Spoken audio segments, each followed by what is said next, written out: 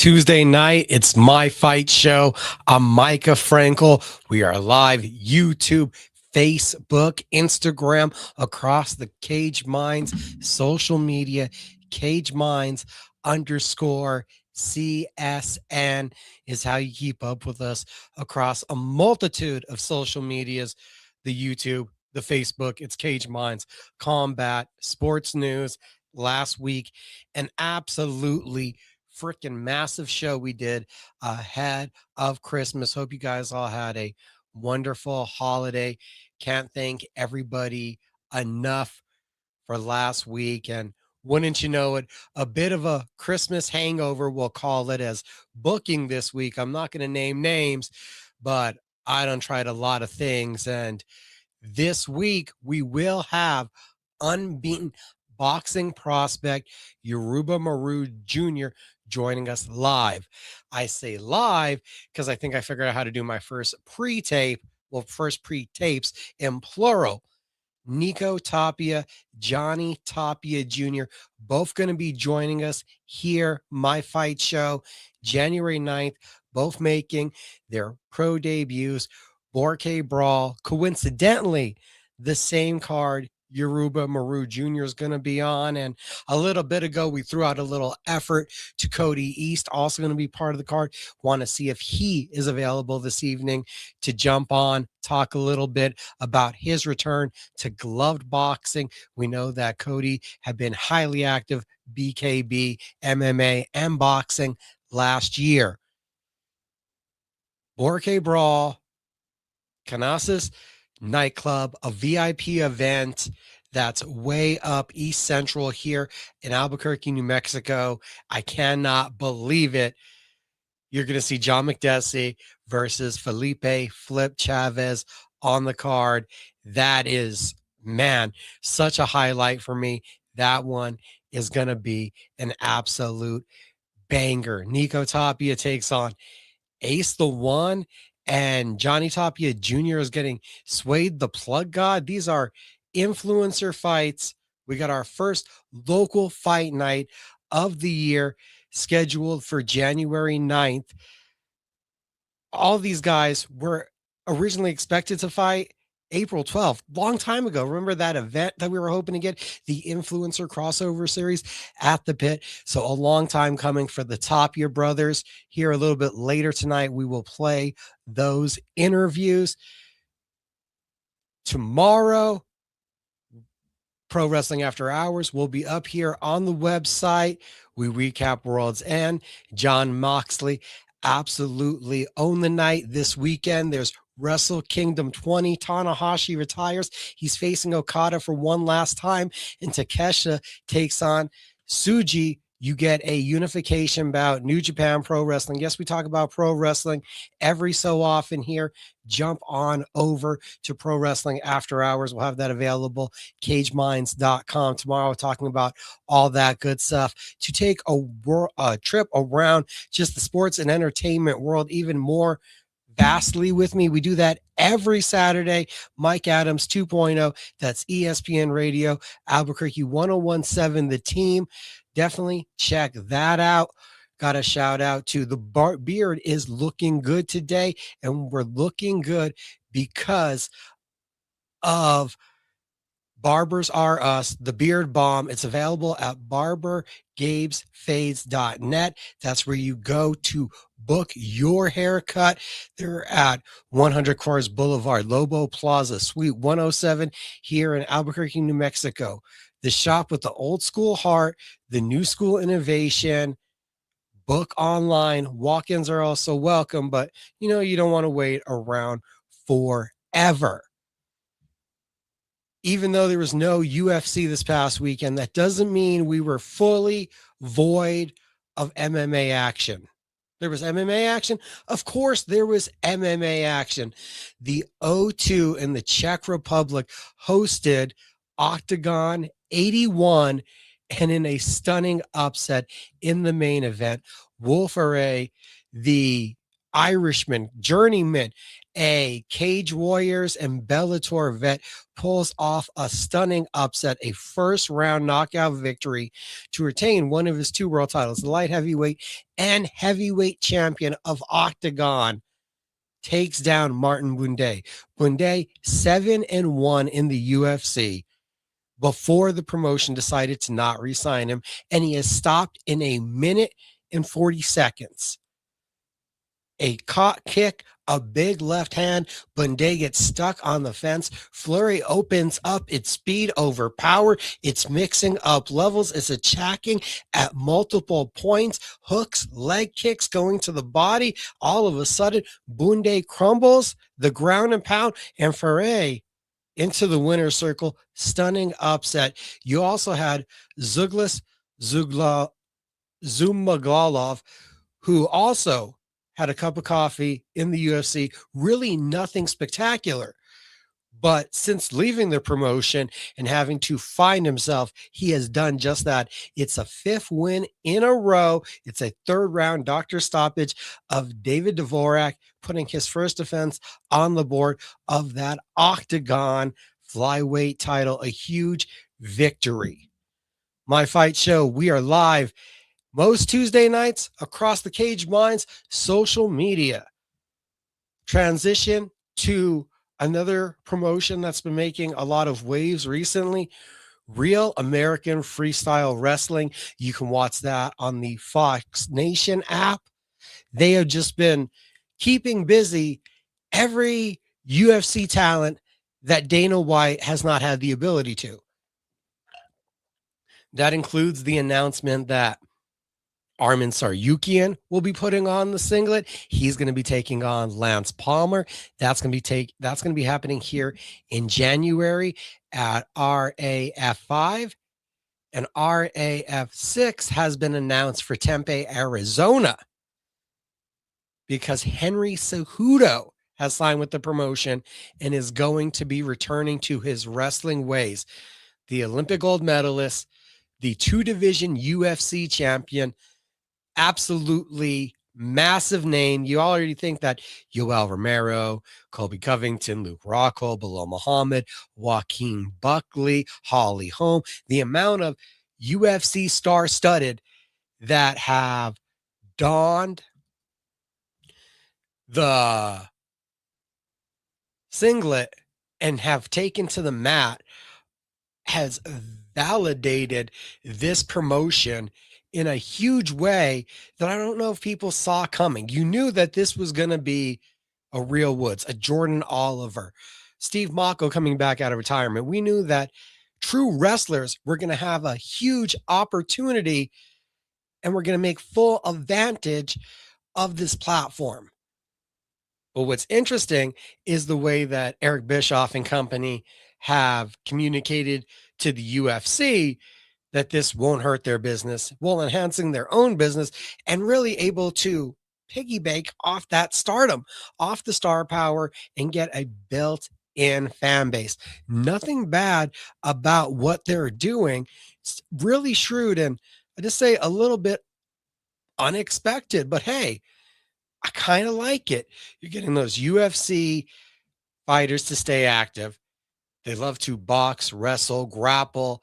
It is first and foremost any kind of competitive avenue to stay active, to stay sharp, to stay fierce, to earn some money is intriguing to a UFC fighter. So the signing of Henry Cejudo, just another one in the many that makes you think the Real American Freestyle is attacking, cultivating an audience in a proper manner. I mentioned UFC talents. Well, the UFC, they've always found unique ways and avenues of bringing in new talents. Back at International Fight Week this past year, I got to do one of the more unique interviews that I've done in that setting, primarily because most of the athletes that you're going to talk to when you're at International Fight Week are already signed to the UFC. This past year, though, there was this massive figure that I was offered the opportunity to talk with. Took it right away. Not many media members were gushing with excitement in the fashion that I was when I saw the Glory Heavyweight Champion, Rico Verhoeven. If you're not familiar with the name, you may become so very quickly. Derek Lewis made news last week by telling everyone on a podcast he was offered a fight at UFC 324. That would be January 24th. That would be the very first event on Paramount with Rico Verhoeven.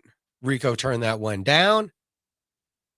But it now looks like within days of that story coming to light, rumors are rampant that the undeniable King of Glory Kickboxing, who run ruckshot over a division, over a company, over a sport for well over a decade, is now a part of the UFC roster. One of my mantras all through last year on MMA After Hours. Yes, check that out right here on cageminds.com. Anywhere you get your audio podcast, Apple, Spotify, iHeart. We're on all kinds of places. Our mantra all year was we need more light heavyweights. We need more heavyweights. You see a Wolf Array moving up over in the Czech Republic to go up and take on the heavyweight division. He's even now, his speed is a decisive factor against a Martin Bunde. There's been a lot of big clubbing, not visually appealing, not ultra athletic looking heavyweights. It looks like this gives an opportunity for light heavyweights to really make a name in the division. This also just opens up the division to think in that sense of Alex Pereira, how much grappling, how much anti-wrestling did you need to fully make your MMA game come to life? Well, one of those things that came to life would obviously be your adequate striking. And Rico Verhoeven is more than adequate. He has had different kind of structures to his career. He's been a tactician. He's been a distance fighter. He has made you go into long rounds. He has dissected people. He has also just generated vicious knockouts. We're talking about championship pedigree, carrying a company, carrying a card, one of the biggest fighters in the Netherlands, talking about from a persona, from a marketing, from a selling nature. That's a new market that isn't readily touched by the UFC. The proposition of bringing Rico Verhoeven in is massive for the UFC. What it could mean to bring in another known to a hardcore fight base, and he has a country behind him. One of the biggest signings for the heavyweight division in a long time, and it'll be truly interesting to see who actually is that debut matchup for Rico Verhoeven. Ridiculously excited to see what he could offer to a heavyweight division that it appears Tom Aspinall is going to have an eye surgery in January. Who knows about that recovery time? Don't know if that makes the proposition of an interim title fight for Surreal gone, and is there re-entering John Jones into the mix? You don't know which direction. Excuse me, I'm getting used to the new position of the mic and I keep smacking it. My apologies, everybody. Getting used to what direction the heavyweight division will take. We got John Jones, massive name, Surreal gone. If Tom Aspinall is sidelined with the eye injury, you need to interject more names. You have a Derek Lewis, a Waldo Cortez Acosta, who are both lovable figures. One of them is going to come out on the better of a massive knockout after a UFC 324. So that name's going to be hot. Alexander Volkov still hanging around, Sergey Pavlich. But for a general casual MMA fan, how many of those names are ridiculously attractive? How many of those are can't miss heavyweight title fighters? Rico Verhoeven, possibility to be there within a couple fights. We've already gotten an uproar, a wave of emotion, and already building fandom behind Gable Steveson just because we need more heavyweights. Because yes, he does look surefire, can't miss heavyweight champion, next level athlete. But there's also something to be said just about there's not a lot of depth in the division. You bring in a veteran, a big fight, a big game player who has a lot of experience. We're not going to have to wait long to see if Rico Verhoeven is the goods or not. And that gets me ridiculously excited to hear that he has been signed to the UFC heavyweight division.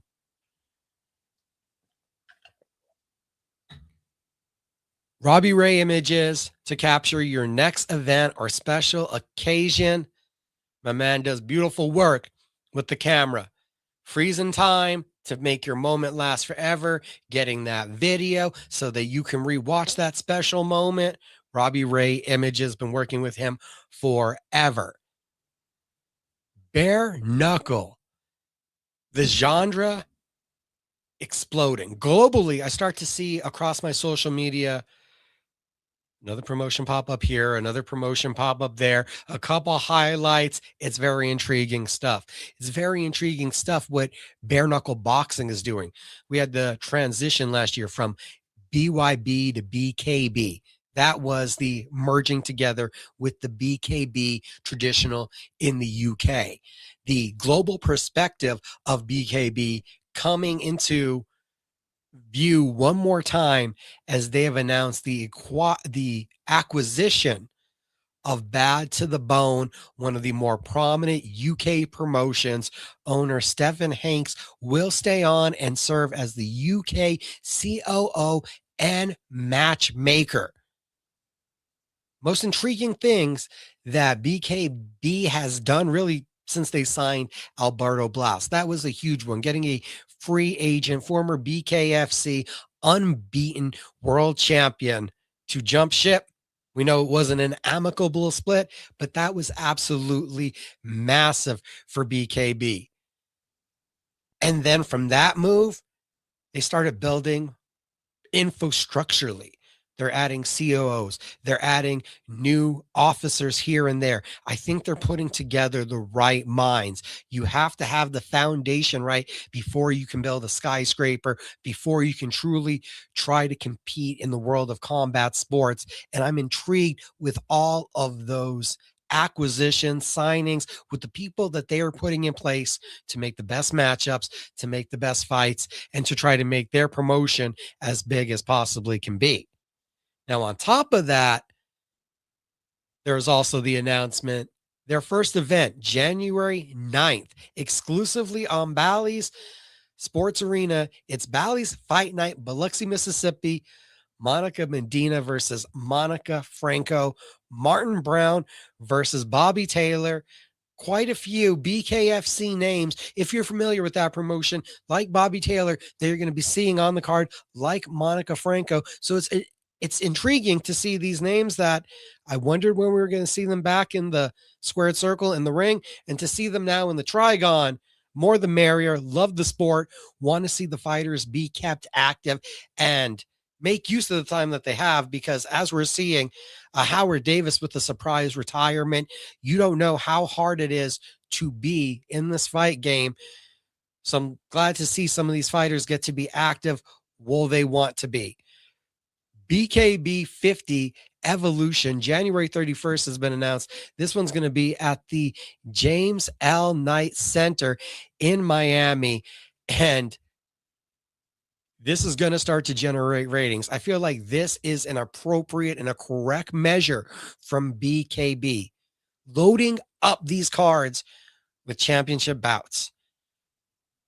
Two of the first three numbered events will have 4 title fights. See, I was trying to get to that number 4 because I'm going to be enamored by it if you're still giving us 4 title fights every event out. It's something like 10 different men on the roster have title belts, 2 double champions. So that's 12 men's divisions, 5 different women's titles going around currently in BKB. So they have a plethora of champions. So they're able to load up these cards with what I'm looking at is quality competition, like this card that I'm getting to, and I'm talking a long way around it. BKB 50, Alberto Blas, it's number 1 contender versus number 2 ranked Brandon Burr. It's super featherweight title vacant, no longer after this matchup. Jamie Driver defending her women's welterweight title against the number 3 ranked Bianca Damani.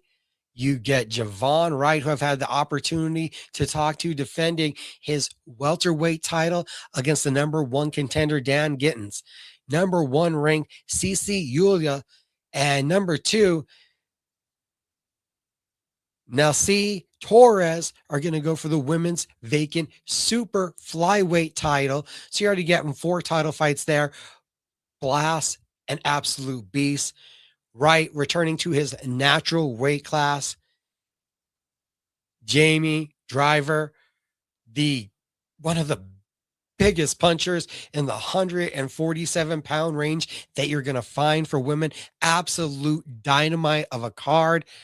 BKB is back February 21st overseas.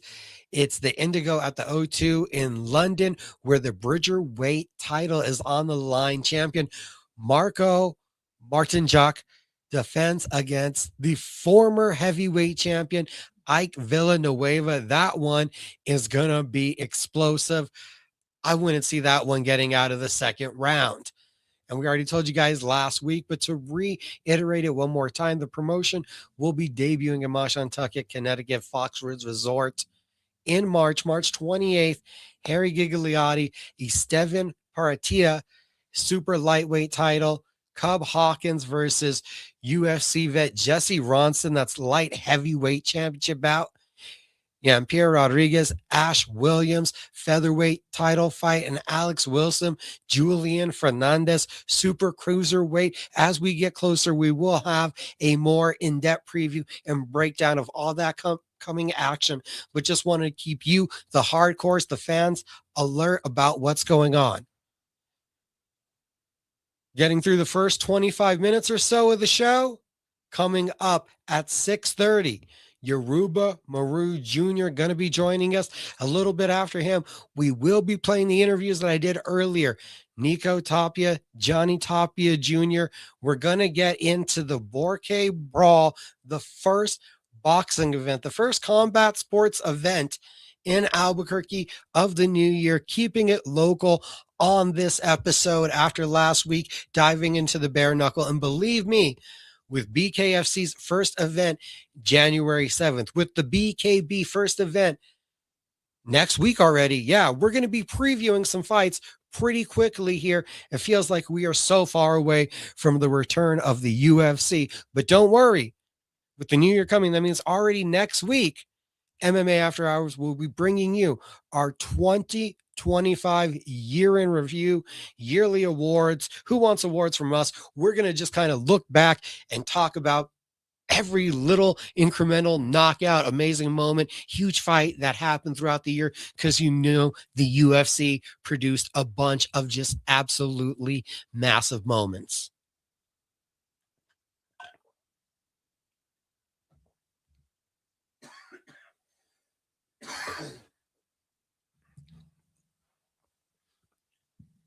This weekend, as we're talking fights, we're going to get some opinion from Yoruba Morue Jr. because the women take the center stage.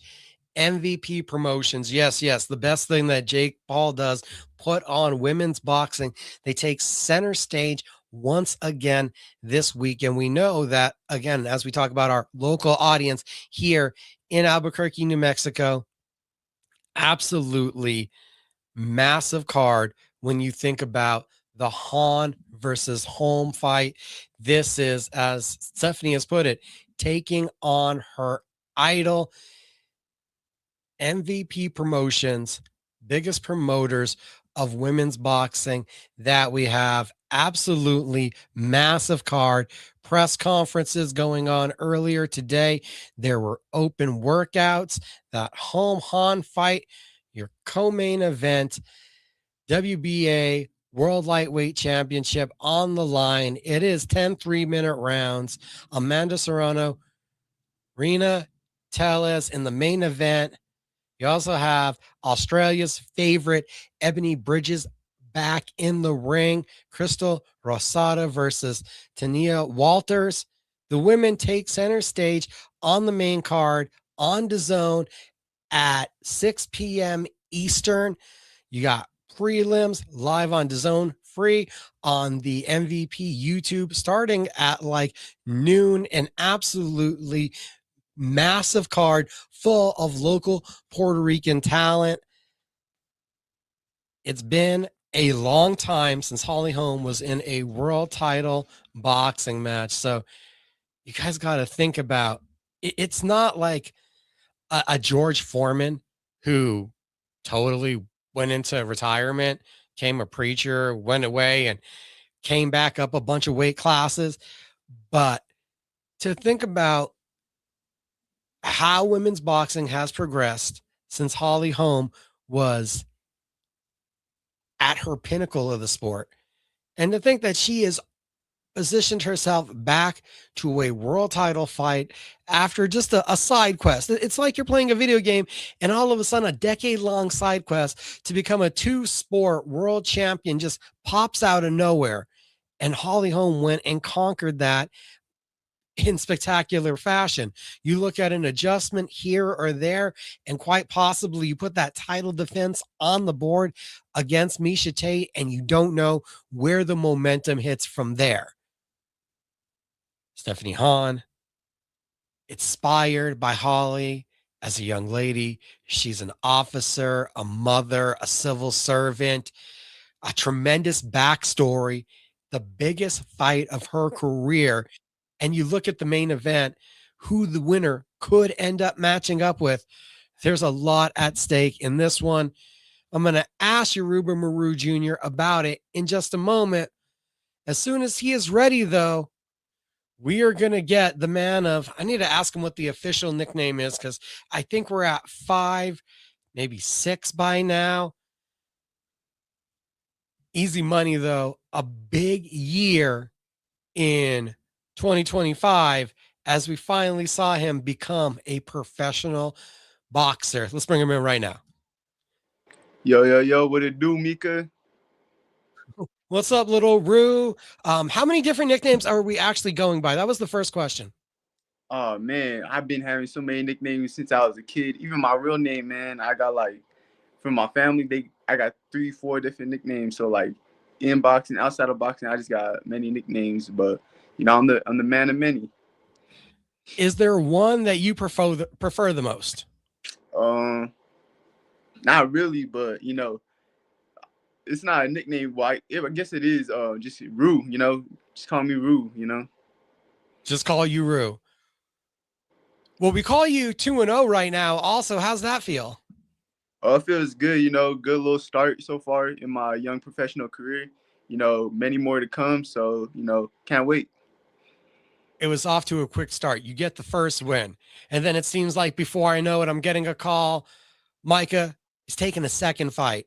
And I don't know if you have a story that can top Leonid Grachov, and I'm hoping you don't, but let me know if you do, because I don't know if you heard, but our big Russian friend went down there one, and actually at some point got bit by a dog too. Oh yeah, that was crazy. We was heading to the airport and I catch him there. I was like, "Yo, why your leg bleeding?" And he was like, "Man, I was walking back and got bit by a dog." I was like, "Damn, a dog!" I was like, "Boy, you better hope you don't get rabies and nothing like that." So we're saying that you did not have as traumatic as an adventure as he did? Oh no, definitely not. Definitely not. What did you make of the experience? Because going out of town, a Hall of Famers card, a big feel to the debut, and then you go to Mexico and it looked like you fought right back in the amateurs in a daylight gymnasium. Oh no, it was different. We need those little fights like that because it's like it builds character and it builds everything. So kind of remind me like fight nights. You know how you sometimes you start at a club fight and then you go to somewhere random. It kind of remind me like fight nights. What was that experience like going over the border, the travel, a new country? What was everything like? Just the experience. I definitely liked it because I ain't never been to Mexico, so new experience being in that atmosphere, especially going to some of the gyms over there. I saw their hunger and how they were, so I was like, this is cool. I love traveling. I love definitely fighting out of state too. So that's what I do. Did you know like what the venue was going to look like, what the event was going to look like prior to getting there? Or was it kind of all of a surprise and a learning experience each step of the way? Oh, it was definitely a surprise for sure. You know, they just sent a location. It was somewhere in Tijuana, but you know, it was cool. You know, I always love stuff like that. You know, I love like a random surprise like that. But you know, got the job done. That's all that mattered. You guys just got sent a random location. You weren't worried at all that you were just showing up to Fight Club? Man, you know, these hands are ready to eat for everybody. So, no, it didn't matter. It didn't matter. What But was it was pretty cool though, because when I was there, I was peeping in the corner and I saw Robert Garcia. I was like, oh shoot, Robert Garcia. And you know, I had to go talk to him and stuff like that. And I guess he'd be bringing his fighters down there a lot and stuff like that. So you know, it was cool also because we got to see Robert Garcia. what do you take away most from the second professional victory?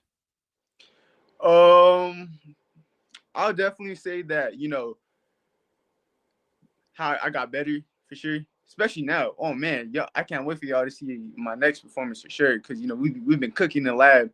You know, my performance out there, I took away that I don't know my snapping shots for sure. I feel like I'm snapping my shots way more now. You know, that's an art. That's like a lost art in boxing. And right now, how I'm snapping my shots is so beautiful. So I definitely say that. Snapping your shots, what do you feel has been pivotal to kind of getting that effect that you're looking for? Definitely, you know, with time and relaxing my arms, you know, that makes a big factor. The relaxation. You know, you can't be going in that ring tense or nothing like that. You want them. What I'm trying to do is having my from people I was having sit down to be like them out cold. You know, that's all starts with snapping the shots of being relaxed and cool in that ring. It feels like through two fights, body work has been just crucial for your success. Oh yeah, definitely. You know, my thing is always your average fighter can take a good shot upstairs, but most of the time, you know, they can't handle it downstairs. And you know, the body's key in boxing. You know, that's how you break someone's will down. You know, that's how you take someone's stamina, their snap off, they punch, everything. You know, controls the whole system. We know it. You're lit. You're hyped.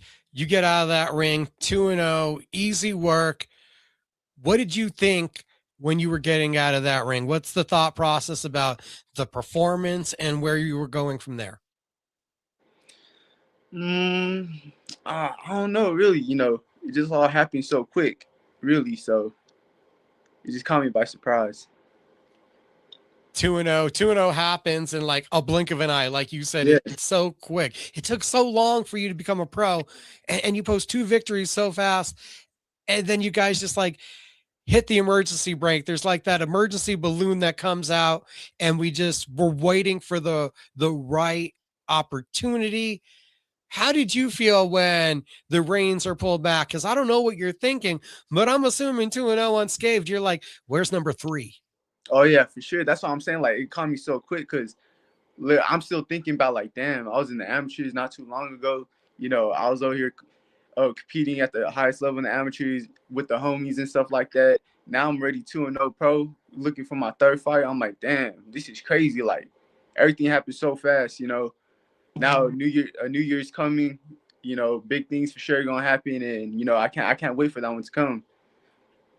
You take a deep breath, you get back to the gym. Have you guys been hunting for a fight? Have you just been adding to the toolbox? What's been going on behind the scenes?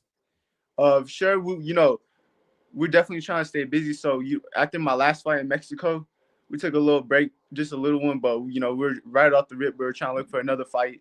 Some fights fell through. You know, it happens at the young stage of the career like this. But you know, when fights fall through and stuff like that, that means we got even more time to work on stuff in the lab. You know, whether that's defense, offense, snapping shots, you know, footwork, all that. So, but ever since my last fight, we've been for sure looking trying for get another fight. What is that process? Where is that process at right now? Did I hear there might be something going on in January? Oh yeah, January 9th at the Cananas club. I'll be making my third appearance, third fight out here on the Giants Hopia card. Right now, we ready, man. You can be honest. Is there an opponent, or are we still in the searching phase? Right now, we're in another searching phase because we had an opponent set, but he fell through last minute. This is what happens when you pro early. I'm gonna give how you say, I'm gonna get a tip for all the people going pro and stuff like that. It's gonna happen a lot. Fights fall through and stuff like that. They check your pedigree, or sometimes they just pull out for unknown reasons. But we for sure got an opponent. They said so. That's all that matters. I'm ready. That's all. I'm be like, not just the young stage of your career, but your mentor just the other day, Josh Pitbull Torres.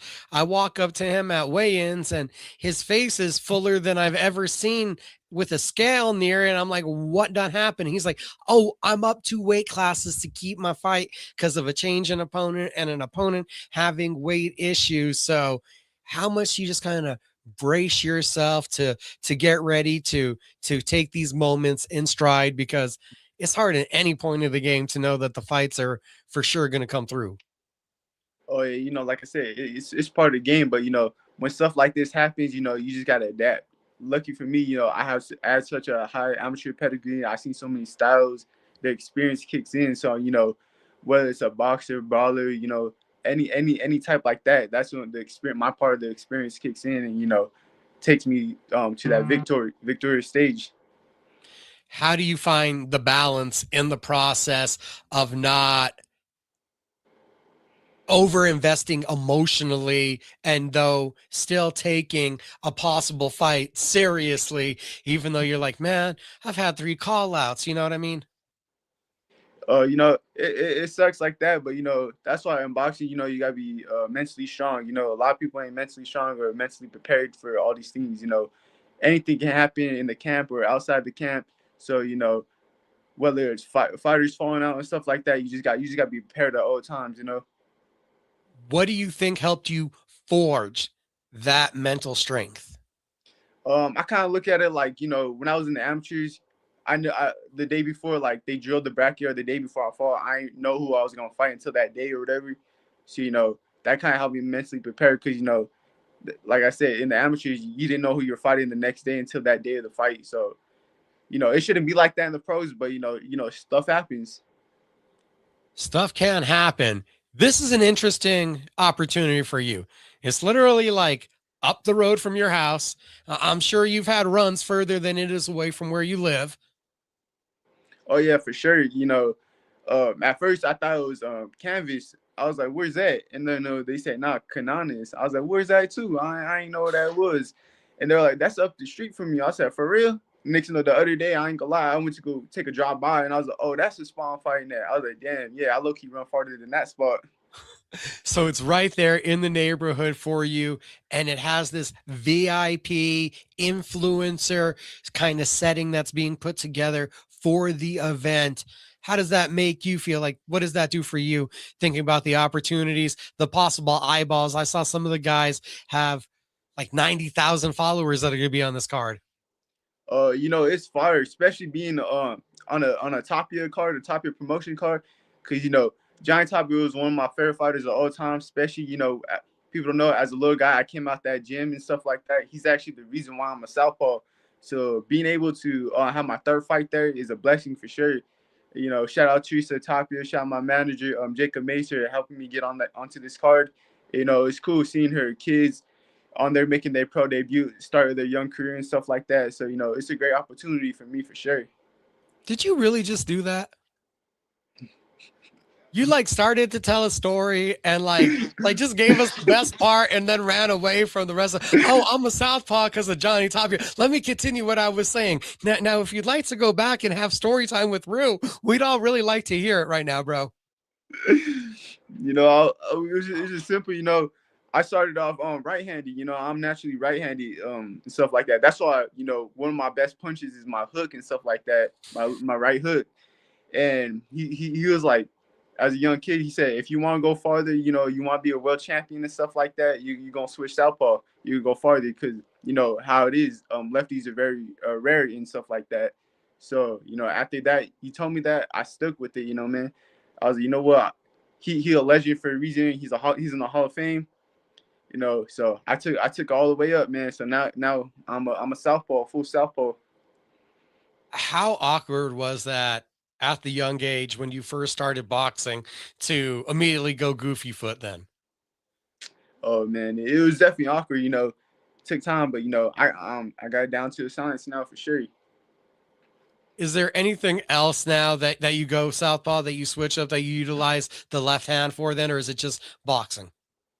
Oh, you know, I always switch it up and stuff like that. You know, like my favorite thing is, you know, be like Bruce Lee, where he said, "Be like water." You know what I mean? So you know, you're gonna see the left, you're gonna see the right, shit. You're gonna see everything. You know what I mean? So, you know, just look out. You know, that's what I'm saying. I got power in both hands, not just the right hand, definitely in the left too. So, you know what I'm saying? How has your spot in the team evolved now? Because you're kind of available to be a voice, to be eyes, to be in the corner at the amateur events. Oh, you know, it's cool, especially at some of my homies like Caleb and Trey that are still in the amateurs, and I be in the corner warming them up and stuff like that. And you know, I'll give them some game or some, you know, some tools that I used to use back and implement it to them. So you know, it's pretty cool. What do you feel like is the next necessary evolution for your game for you to become the kind of boxer you're envisioning? You know, it just all starts about having a good, busy 2026. You feel me? You know, getting lots of good sparring, lots of good work, and you know, from on there, everything's gonna show itself. Everything's gonna unravel, and I can't wait for everyone to see that soon. Terrence Crawford, Inoue, Usyk. Am I leaving out any names that will be argued about here in a couple days for Boxer of the Year? Oh, ooh, boxer of the year. I mean, you're gonna have to give it at Terrence. Simple as that. I don't care if anyone says you're gonna have to give it to Terrence at the end of the day. Maybe Usyk, but you know, at the end of the day, it has to go to Terrence. Do you think that fight will be the last we saw of Terrence Crawford?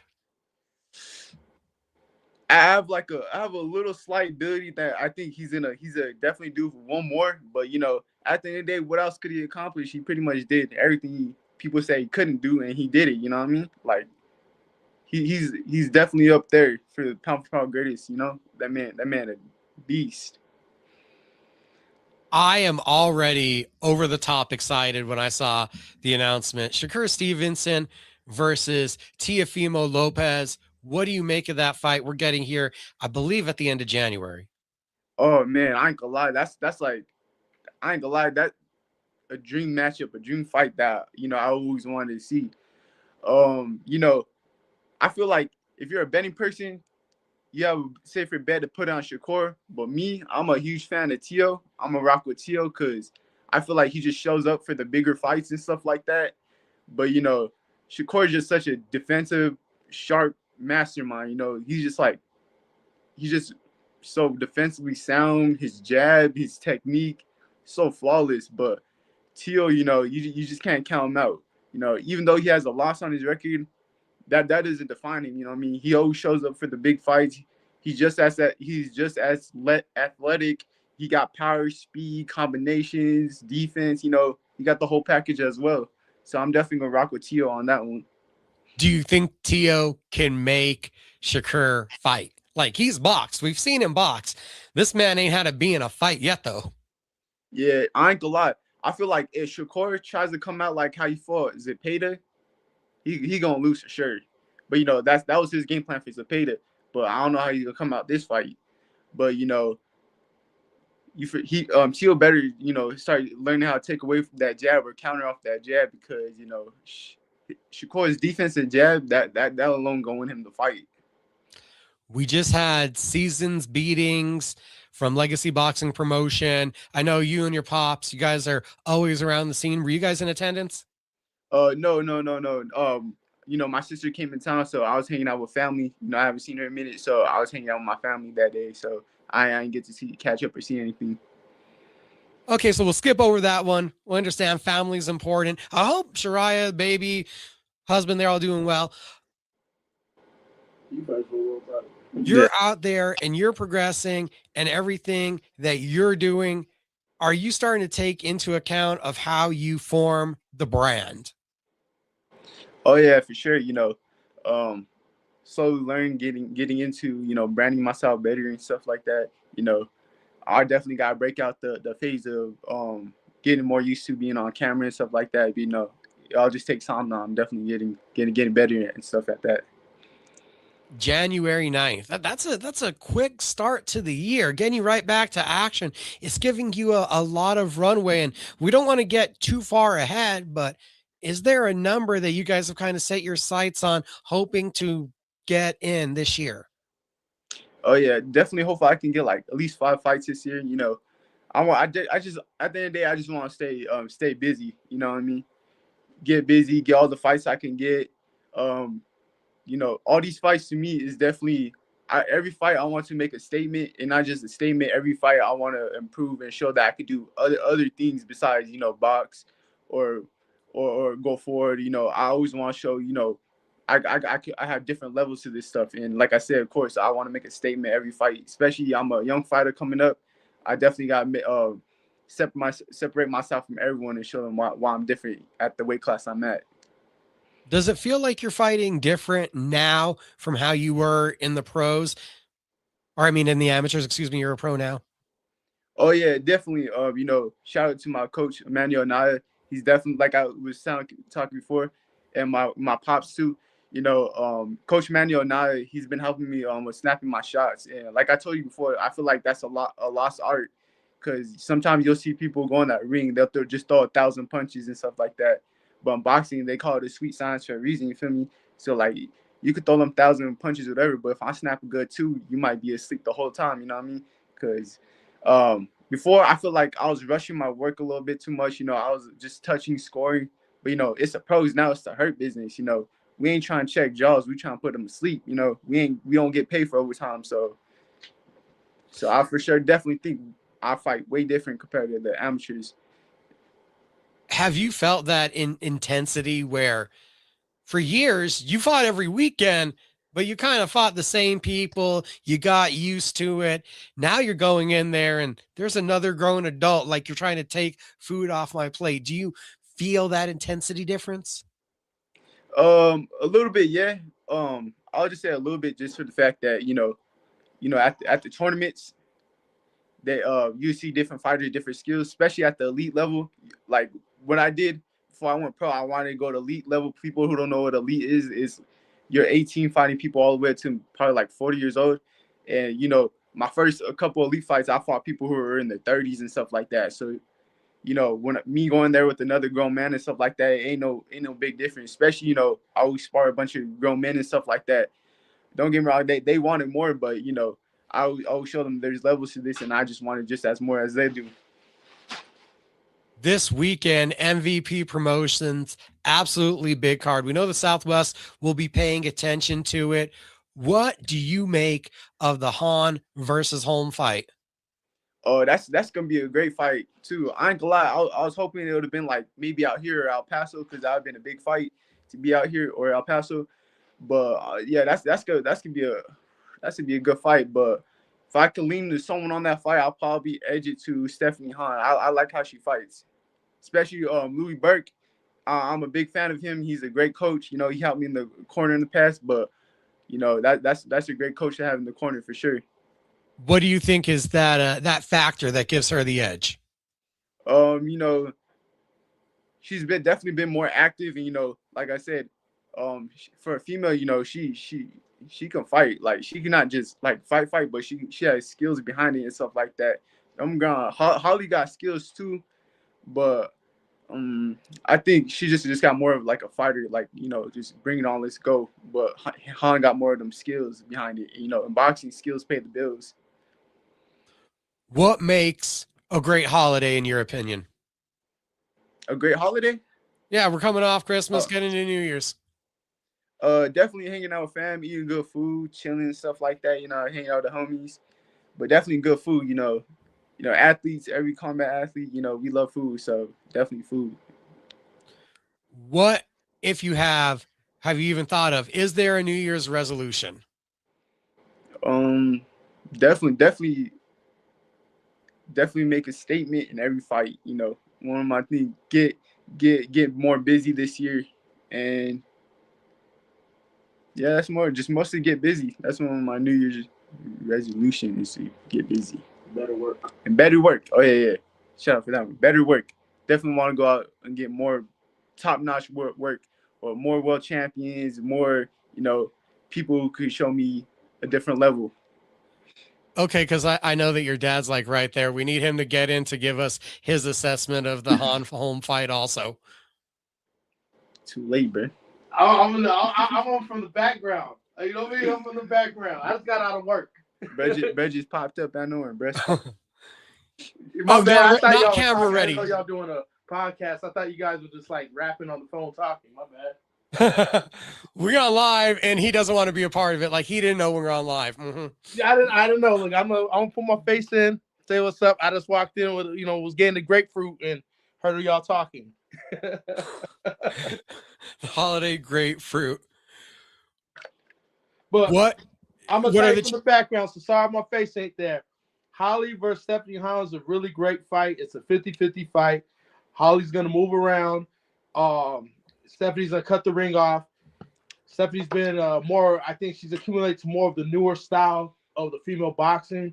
Holly's still in the old age of the boxing. She's been doing the UFC, so she could definitely win. But they're fighting in Puerto Rico. Puerto Rico ain't gonna like someone moving around like that. They're gonna want more action. So she's gonna have to step up in action and do something out of her element and come forward if she wants to win that fight against Stephanie. How confident are you that we get to see Junior in action January 9th?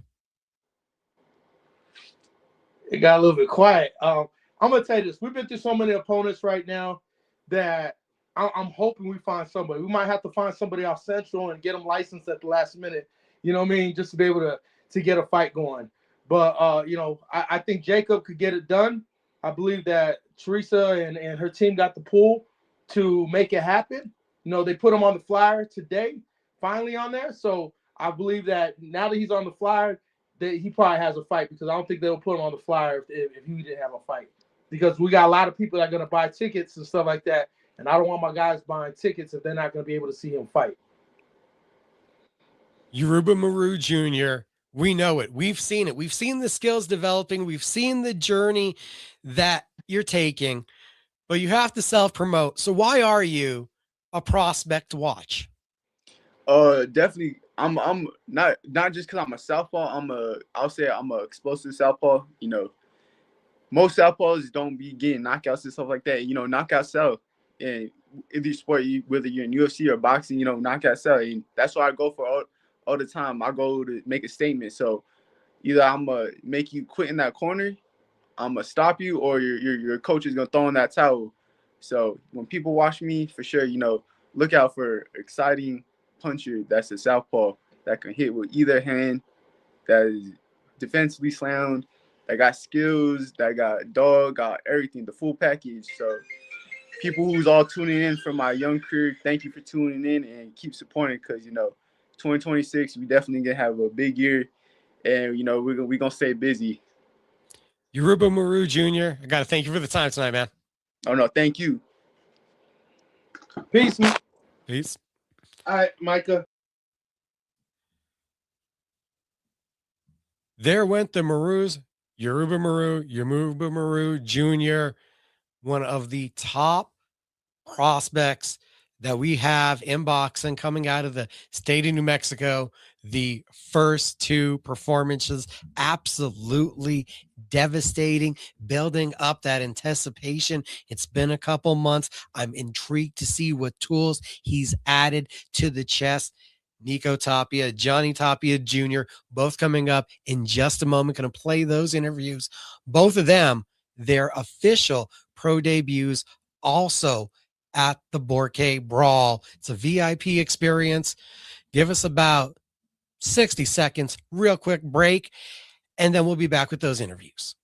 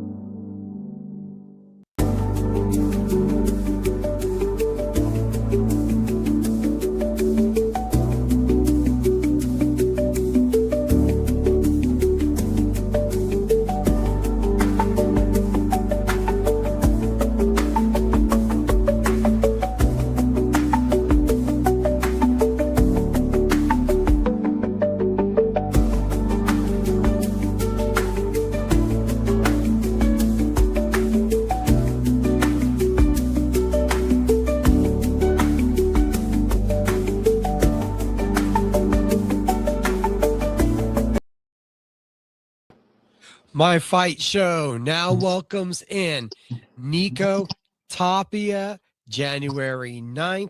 The long-awaited pro debut finally happens. We expected that to be the case back in April. Didn't get to happen. What was that like for you? Everything's just in God's timing. I felt like I was ready. I was ready to go and put on the show April, but everything's in God's timing. So it wasn't meant to be, then it wasn't. So I'm just ready for this fight that's coming up January 9th. Was it much of a process for you to get over what happened, how that event just kind of fell apart? Yeah, I feel like I went down a little downhill spiral. Not too bad though. I was super locked in for like 4 months for that fight. And then I just having to find out like after the weight cut, after everything, putting your body through, it just kind of sucked. But everything's in God's timing. How rough was the process of a camp and the letdown? Did it feel like almost a double whammy? Yeah, no, most definitely. But I just stayed in training camp, just continue training and just continue improving. You now had 8 months. The year didn't go as you expected, but how has that time benefited you to improve the kind of fighter you'll be when we see you first out? I just been training. I had one amateur fight again, just because that fight didn't go through. So I was like, might as well just get another one. I had it back in, I believe, August. Yeah, I'm pretty sure August. Or when was that? July, right? Yeah, I had it in July. And then, yeah, I moved out here in Vegas. I got a new trainer, so I've just been working with him, and we've been killing it. Your brother had mentioned that when I spoke to him also. How has the move, the relocation, being out in Vegas benefited you guys? It's been good, really good. Just getting away from Albuquerque in general, the bad influences, just, being out here not really knowing nobody, it just kind of locks you in and what you need to do. All we do is just go to the gym, go to training. We have our schedule set and we do it every day. With a name like Tapia, does it feel like there was always almost a spotlight or a different kind of pressure on you out here in Albuquerque? And I'd say so, like just in the boxing, like yeah. Um, I mean, I don't know. That's my hometown. That's where I was born and raised. I love Albuquerque. I love the mountains, the food. I miss the chili. We have our whole fridge stocked up with green chili just because how much I miss it. So you know, just miss the family. What will it mean to you to return here and to have that pro debut in front of the family? It means everything. I'm excited to go out there and just because I'm missing valuable time with my family. I didn't get to spend Christmas with my family, so I get to be able to go out there, show off for this event, and then after hang out with family and friends and just be home for like say just the weekend and then get right back into it for February. How has the camp, the training, the preparation now differed and adjusted with being in Vegas and having that new team under you? A lot. It's improved a lot. They're helping with my nutrition, so I'm finally eating right. This weight cut hasn't been as much. I'm pretty much staying at weight now, so I only have 6 pounds that I have to deal with whenever I'm entering, so I don't have to. Because before I'd have to drop like 20 pounds, I'd be overweight. So right now I'm just kind of staying at fight weight. They're helping a lot. There's a lot more with recovery, good sparring out here. There's a lot of competition. It's just improving the boxing game for me a lot. Ace the One is going to be the opponent. So this isn't the kind of debut we expected back in April. This is dipping the toe a little bit more towards the influencer side of boxing. What's your assessment of the opposition, the opponent ahead of you? My opponent, from what I've seen, he's a pressure fighter. He throws wild. And I'm ready for it. I know he's gonna bring that pressure, and I'm preparing for that. I'm preparing for a full-on war, and my mind, my body, my mental, everything is just ready for it. Is there a different mentality preparing for this kind of opponent versus someone that had more taken an amateur and a traditional boxing path? Yeah, most definitely. He throws a lot wild, like a lot more wild. With the traditional fighter, it's more technical. With somebody like this, it's like they're just going in there trying to get the knockout. So they're throwing crazy. But I'm just preparing myself. I'm ready. I'm ready for whatever he throws, and he's just gonna get caught by one of my shots. It's just your pro debut, but you've had the amateur experience. Not that you have to defend the sport, but do you feel like there's almost that necessity to show the technical aspect of boxing where you know this guy's going to be so wild and almost a street fighter mentality in there? Yeah, I mean, he'll see. The world will see. Like it's like the Jake Paul versus Anthony Joshua. Like the influencers always think, oh, it's just a street fight. No, it's not. It's nothing like that. There's a lot that goes into boxing. There's a lot that you got to prepare for. It's a whole science. So a lot of people think it's just street fighting. No, it's nothing like that. Does the excitement equivalate how it felt back in April? Huge names, the pit. Now it's a quieter VIP surrounding that's going to be. Do you still get that same kind of excitement because now you're making the pro debut? Yeah, no, most definitely. I mean, I was super excited to fight at the pit. Like pro debut at the pit. Oh, that was a blessing right there. But I'm super excited. I feel a lot more calm, a lot more grounded, a lot more here. So I feel a lot more prepared too. So I'm just excited for this fight. I'm really excited. With your name, with your dad's legacy, it's going to come up all the time in your career. Is it pressure to carry on that family lineage? Um, yeah, it is, but it's a blessing too. Having the name, having it all, and it's just you got to put in the work to be able to carry the name and make your own name while doing it. So it's a blessing, but it's also like people come at you harder. Your sparrings are more harder. Just because you have that name. You know. 2025 obviously doesn't go as planned.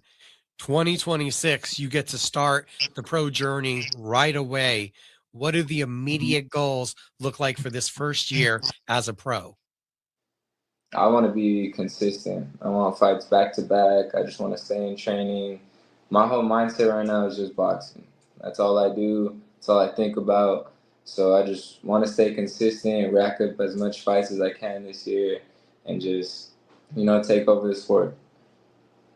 Nico Tapia, look forward to seeing you in action. And it was great getting to talk to you. January 9th, everybody. Thank you. You too.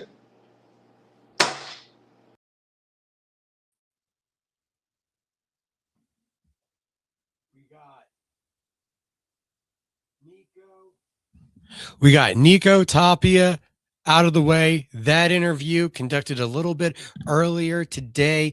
The Tapia boys out in Las Vegas, currently preparing for January 9th. They've uprooted their camps, left Albuquerque.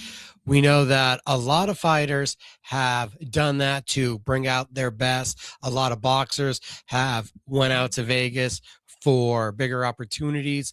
These two guys going out there looking to position themselves in a better place mentally, get rid of some of just the kind of distractions that were hampering before the busy life. Well, that was hearing from Nico Tapia, Borke Brawl, January 9th. His brother, Johnny Tapia Jr., also going to be a part of that card. My Fight Show now welcomes in Johnny Tapia Jr. Second time we're getting to talk to him, and it's kind of the same feeling. Will the pro debut happen? How you doing, sir? I'm doing good, and yourself? I'm doing well. It's been a while since we got to talk to you. Yes, We sir. thought it was going to happen in April. So let's go back a couple months. You're preparing, things are happening with the card. How far out did it feel like to you you weren't going to be able to fight in April? Man, I honestly, I don't even remember that whole process. Like it was just like we were amped for it. We were ready. We were training hard. We were on everything that we needed, and for it to just fall through the way it did, it kind of sucked. But I take those things as blessings. Like maybe I wasn't ready, so now like we went back to the drawing board with a few different things, and now I'm gonna come back stronger than I was then in April. When the drama is starting to play out, can you recall, like, did your mom, did the team let you and your brother know that things were going on, or did they keep it pretty quiet so that you guys would stay focused in on the training? Uh, my mom kept us in the loop because that's one thing my mom is very good at is being transparent. And as our mom and manager, our momager, we're always first, and so she does let us know. But she did always make sure that we did stay focused as well. The fight doesn't happen. What kind of an emotional blow is it? And what was the process of getting over that kind of an event falling apart? We're talking about the pit, a historic venue, the Yeah. big press conferences. There was all those implications. And then for the air to just get let out of the room, I got to figure that was quite upsetting. Oh, most definitely. I mean, think about it like us as fighters, like we go into these camps, we train 2, 3 months at a time, and we're spending money on camps, we're giving it our all, and I mean, thankfully, like I was home, but we give it our all, and we do everything that we need to do for these camps just to get in there for however many rounds that we do. So it is kind of hard. Like it takes a blow mentally and spiritually as well. And but like we got to keep going. We got to keep going. And as soon as we found out like what we were gonna do, like we all sat together, me, Josh, Cody, my mom, and we all made the conscious decision as a team and as a group to step back. What was the kind of that recovery, the getting over it process like? Did you step away from the gym for a couple weeks because you had just been putting in a hard amount of time for a camp? No, I took like a few days. I took a few days. I definitely was eating a lot. I was definitely eating a lot, getting back to just my normal schedule, and I hopped right back in it.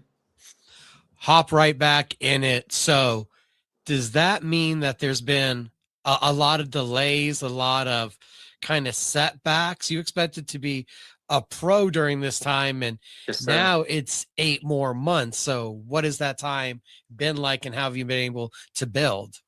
Um, I think I faced more setbacks, I think, just in life in general. This year's been kind of hard. So it was just a lot, I guess, on me and how life goes. But as far as training goes, I'm a lot stronger. I'm a lot faster. It's giving me more time mentally to prepare for what's to come for being a pro and what's to come for being Johnny Tapia Jr. So it's just helped me solidify myself even more in this sport. Kind of sounds like, as we're building up the drama of the story around your fight getting canceled, that seems like it might have almost been a little thing in your year and not that big of a deal. It's not that it wasn't that big of a deal. It's just like I said, like it sucked, don't get me wrong, but life, the things that happened like a little while ago, like took charge more of that. So that kind of got put on the back burner as far as everything went. Well, I don't know how deep you want to get into the situations or not, but how much has 2025 kind of forced you to grow up? Oh man, it's man, it's swung. This year has swung at me left and right, and I think like it's made me grow up a whole lot. Like fighting for my son, and just a lot of the things that surround relationships, and finding myself. And I went to jail for a little bit. Like it was a lot. Like it was the beginning of 2025. I gotten out of jail, and it was a lot. And so finding myself, finding my path, and dealing with the things that I need to as a man, and growing up, like that was kind of more important than not than fighting, but than like of the fight, so it just a lot of the steps that I have to take now, jumping through hoops, and getting to where I need to, it's been hard. What do you feel has been a crucial element and something key to helping you with that maturity and kind of just taking that next step in life? um I think just taking it a day at a time. I always tend to try to look at the future, and I now I just take it day by day, and I try to be better day by day, and I try to prove to myself, to my family, to my son, that I can do what I put my mind to, and I'm not the man that I was painted out to be. January 9th, the pro debut is scheduled to happen. It's a much more intimate setting. And now it's the plug god. I never thought I'd string like those words together myself personally. That's like Wait. 90,000 followers I saw on Yeah, Instagram. That's ridiculous. yeah, Suede the plug god, yeah. Swade the plug god. What kind of opportunity do you feel like this is with the level of experience that he has? I've seen a little bit of influencer boxing. You have Right. the amateur pedigree, the name. How big of an opportunity is this for you with that following he has? I think it's a huge opportunity. I mean, like he was supposed to fight Charleston White. I don't know if you kind of seen a little bit of the beef there, but Charleston White had pepper sprayed him, and so just a lot of that like whole. I think they deal with the IFL, so I think that might be Aiden Ross's thing. But it'll open up a bunch of doors. I mean, we have influencers reaching out to us left and right, wanting to get into the fight game, and I think ever since Jake Paul started it, like everyone's just been wanting to get in. So I think it's going to be amazing, and I think it's going to open a lot of doors.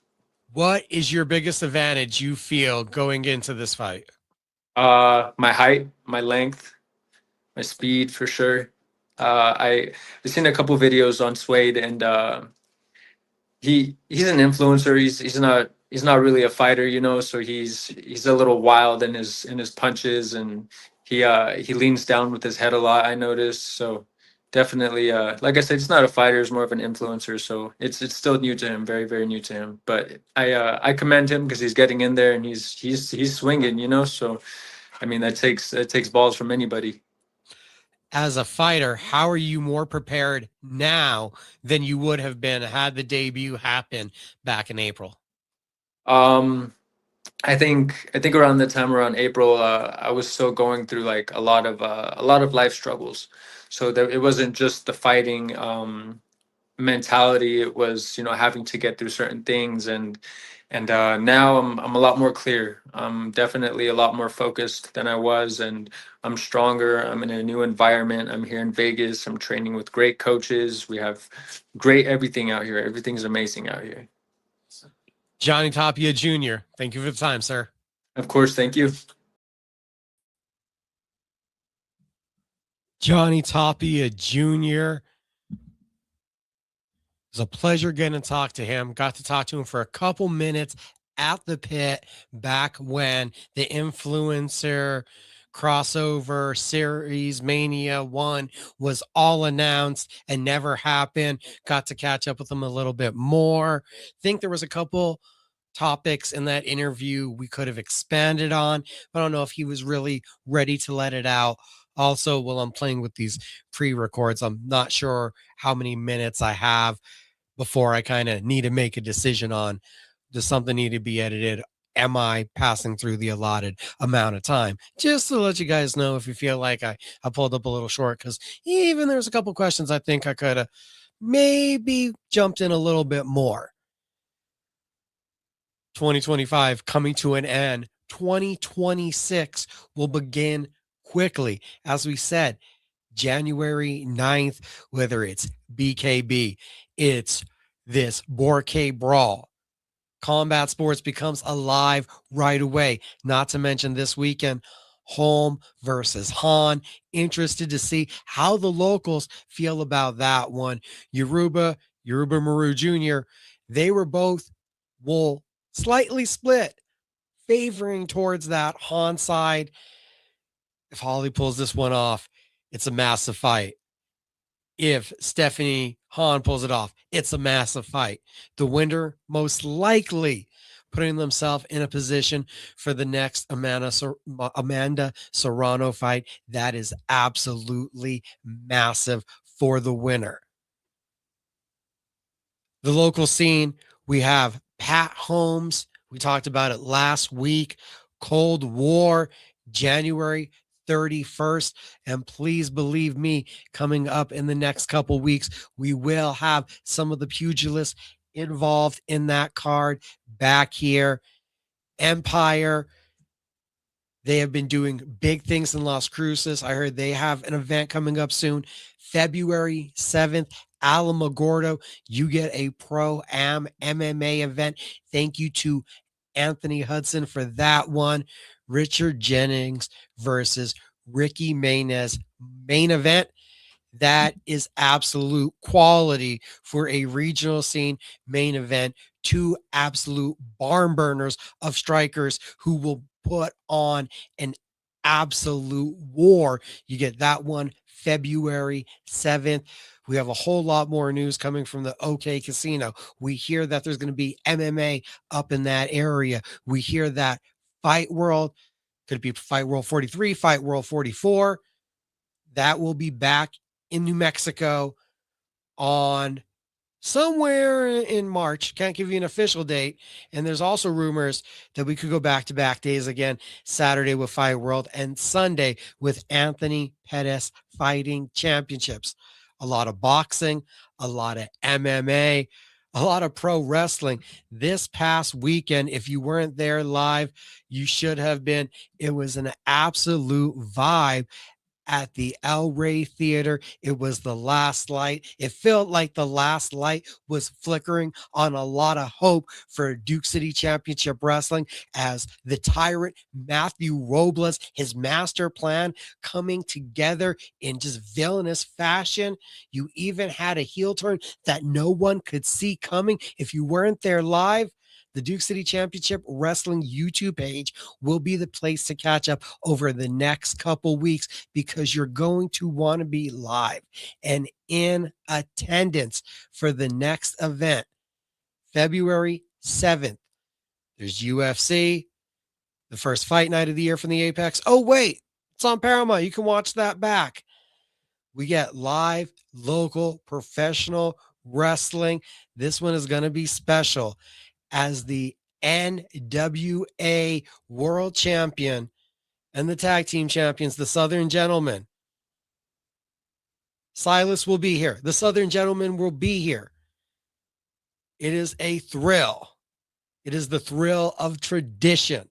That's going to be February 7th from our friends NWA New Mexico, Duke City Championship Wrestling. Of course, it's holdmyticket.com to get your seat for what is going to be one of the best independent pro wrestling shows that Albuquerque has seen in quite some time. And that's coming what was off of a absolute barn burner at Last Light, the second year for Duke City Championship Wrestling, just producing more and more hits. So shout out to our friends there again, holdmyticket.com, so you can be a part of all of the action.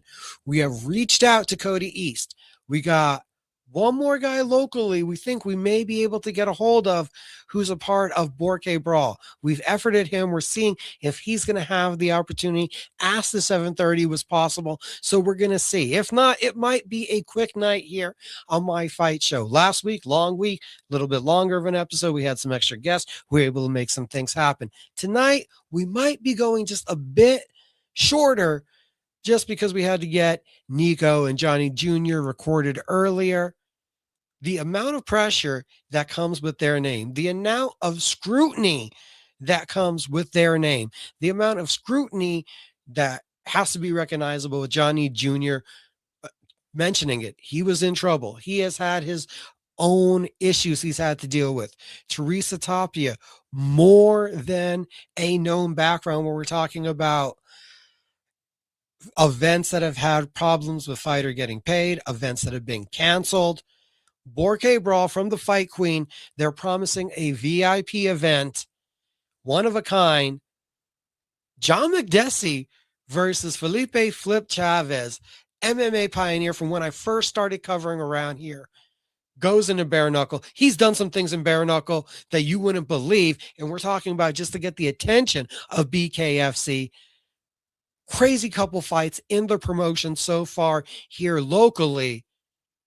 And now he's going to step into the boxing ring, put on the big gloves against a UFC vet in John McDessie, who, if you guys weren't familiar with the Bull before he got to the UFC, the Canadian Frenchman or the Canadian Italian with well over 50 professional kickboxing bouts.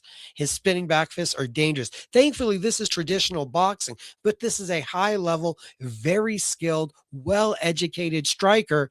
And Felipe Chavez gets that opportunity to go head to head with him. Low key, that could be the bar burner on the card. Nico, Johnny Jr., I find it very savvy. You got to look at it from the position of the promoter. You have a valued entity. You want to maximize the value of that entity. And we understand in boxing, there's that incremental building.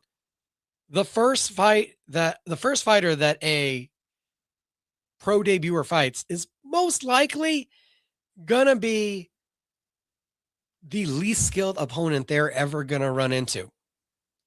If you're giving them that opponent, but that opponent comes with 20 to 90,000 followers on social media and someone that has an ego that thinks they could compete with somebody that really believes that they have a future as a pro pugilist, it's kind of a brilliant business strategy to attract a following. I don't know if that influencers, that streamers fan base is going to liken to the fighter that knocks out their favorite streamer / influencer, but it's definitely going to create a stir. It'll definitely create a buzz, and it'll definitely get your name more out there than the normal I'm 0-0 and I'm taking on a guy that's 2-10, 2-11 kind of debuter. So, well, there is a lack of appreciation that I have for this influencer boxing. I do see where it would make business sense to start to grow your entity and start to get his name more widely recognized. As we are live and we are continuing to go on with the show, real quick, gonna look down, see if we do got a response or not from Mr. East. Not sure if we're going to be able to get Cody on. I know he's been wanting to do an interview. I kind of jumped in with this one a little bit of, hey, do you have the holiday season moment to jump on in here? If not, I understand. I totally understand. This is the beauty of doing the live podcast and doing it about some of the fastest growing genres of sports, because it's the whole combat sports genre. Whether you're into it or not, Power Slap is here. Dana White keeps putting on more of these events.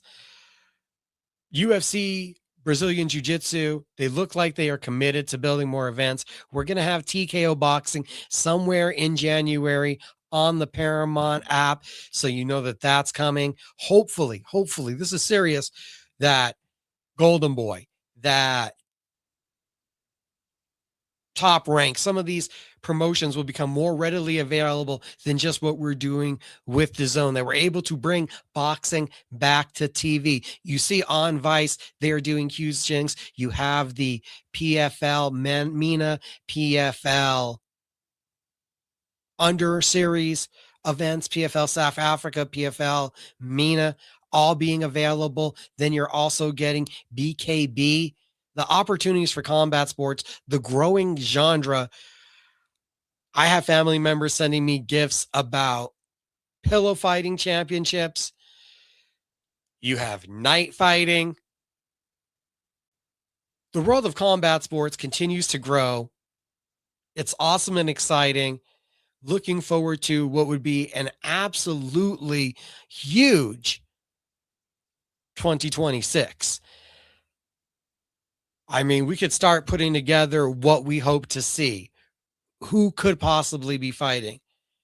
We're talking about Crawford retiring. Who's going to be next for Inoue? Do we get another one out of Usyk? Is there something tantalizing enough?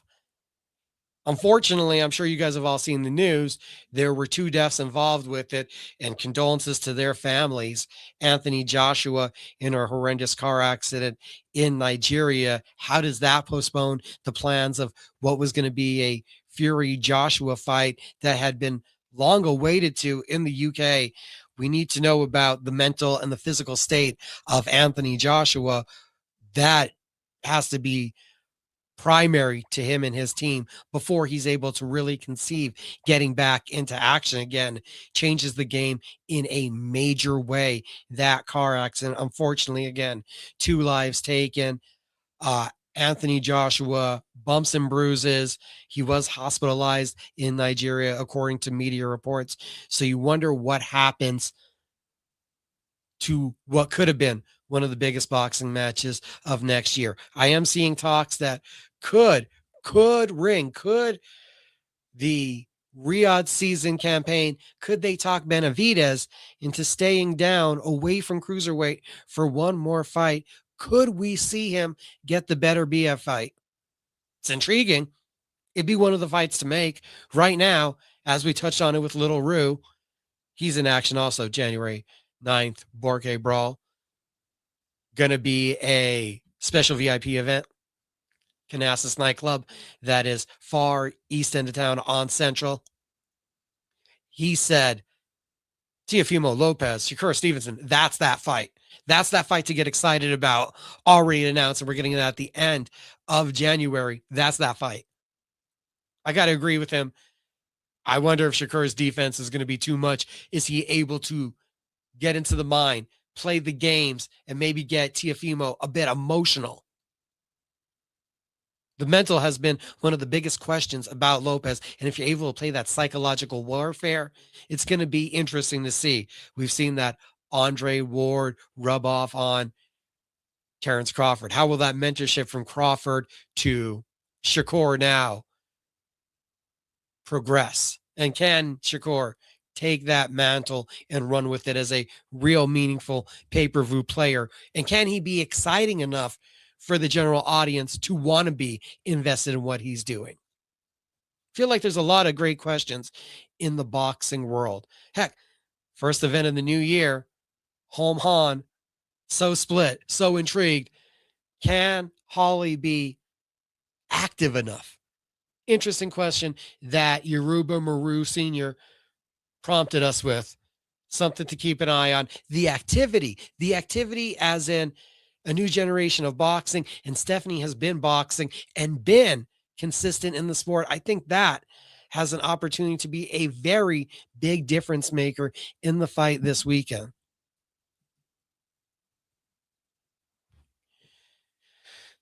Holly Holm has been an underdog before. She has the experience. She has the championship mentality.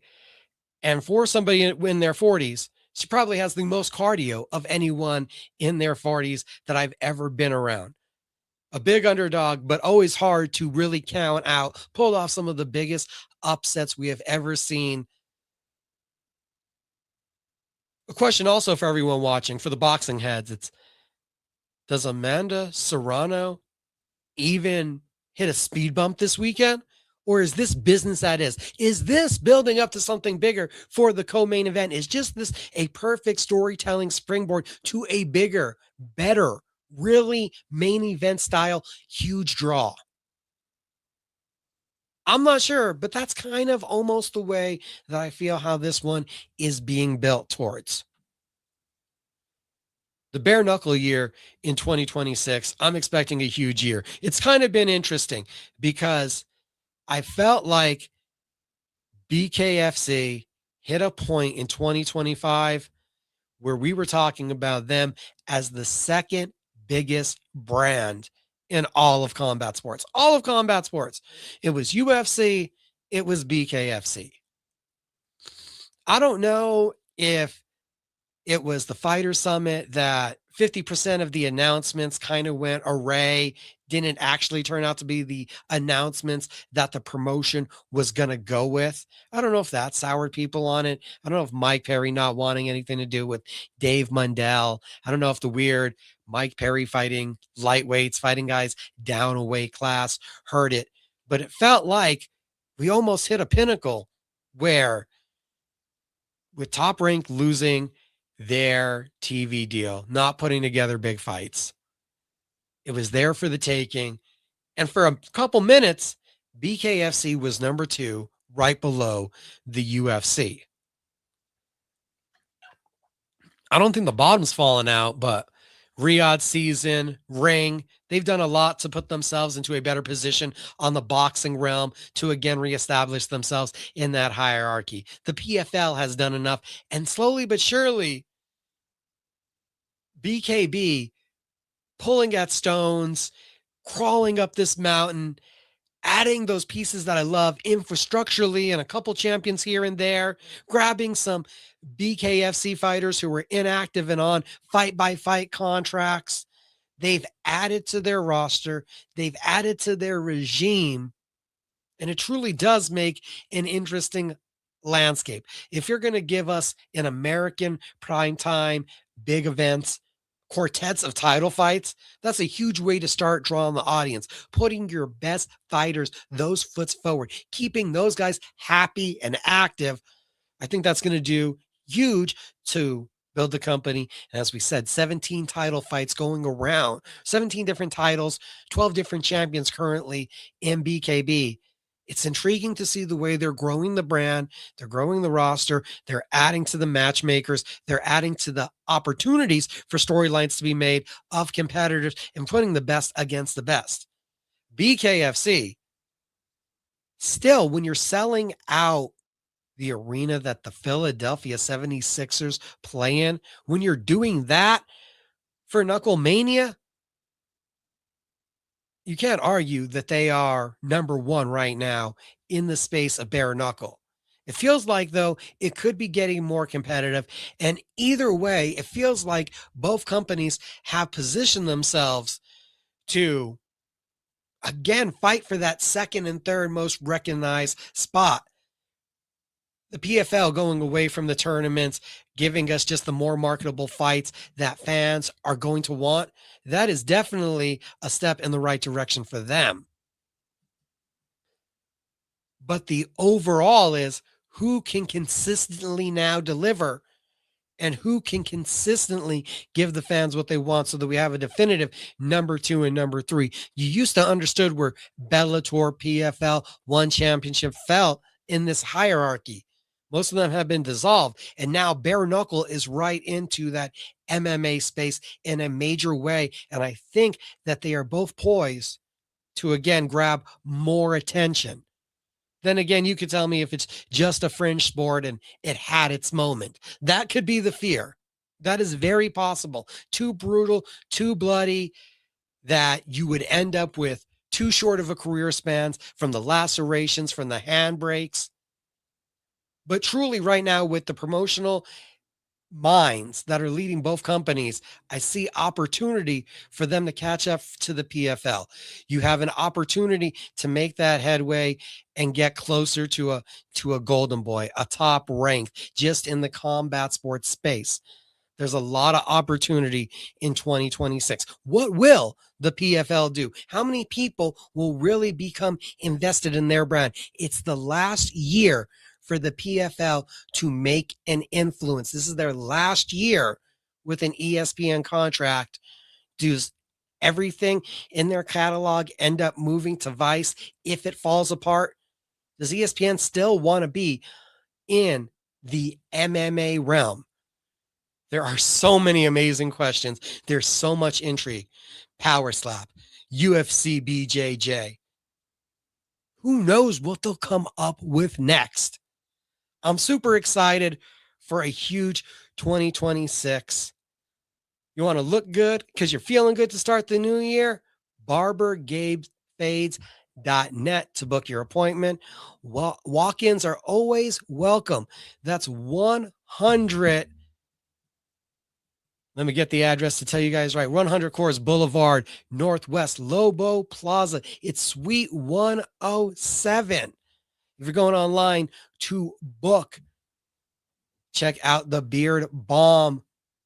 Keeps it nice, tight, shiny, and everything. Find it online. Mike Adams 2.0 every Saturday. Tomorrow, cageminds.com, a new episode, Pro Wrestling After Hours, where I'll be alongside Michael Carlisle. Will be up. We will be recapping AEW World's End. I'm going to sneak in a little bit of preview for Wrestle Kingdom 20. I promise you that. The pro wrestling scene going crazy here locally. I'm excited to see the Thrill of Tradition. February 7th, the Duke City Championship Wrestling year starts at the El Rey Theater. NWA New Mexico welcomes in the NWA World Champion and the NWA Tag Team Champions. Cage Minds Combat Sports News on Facebook and YouTube. Cage Minds _CSN, Facebook, IG, TikTok, Threads, all of that good stuff. Robbie Ray Images to capture your next event or special occasion. Going to be turning in a little bit early tonight. We'll be back next week. Everyone have a safe and happy new year. This has been My Fight Show. I'm Micah Frankel.